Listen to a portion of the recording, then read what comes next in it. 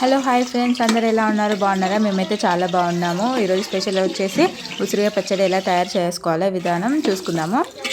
ఎండాకాలం వచ్చిందంటే మామిడికాయ పచ్చడి, చలికాలం వచ్చిందంటే ఉసిరికాయ పచ్చడి అందరి ఇళ్లలో ఉండాల్సిందే కదా.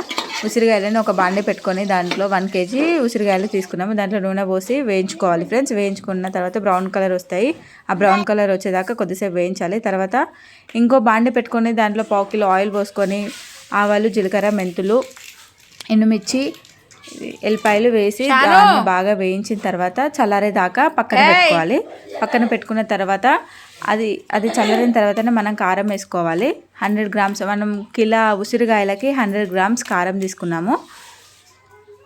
అలాగే 100 grams సాల్ట్, 100 grams సాల్ట్ తీసుకున్న తర్వాత మనకి దీంట్లోకి ఆవాలు తీసుకోవాలి. ఆవాలు 10 rupees ప్యాకెట్స్ 2, దాన్ని వేయించి మంచిగా దాన్ని మిక్సీ పట్టుకొని ఆవపిండి, అలాగే కొంచెం లైట్గా పసుపు వేసుకోవాలి ఫ్రెండ్స్. ఆవపిండి వేసుకున్న పసుపు వేసుకొని అలాగే జీలకర్ర మెంతుల పొడి కూడా వేసుకోవాలి ఫ్రెండ్స్.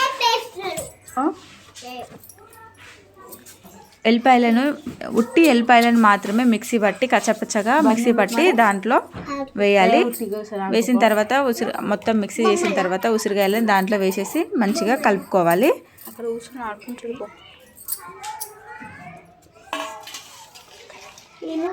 మంచి మిక్స్ అయ్యేది అలాగా కలుపుకోవాలి ఫ్రెండ్స్.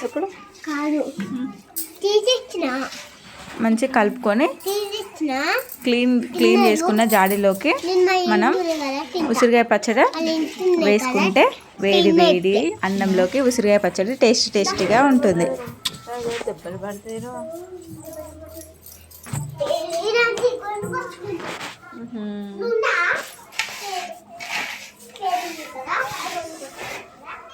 వేడి వేడి అన్నంతో ఉసిరికాయ పచ్చడి కలుపుకొని తింటే చాలా టేస్టీగా ఉంటుంది.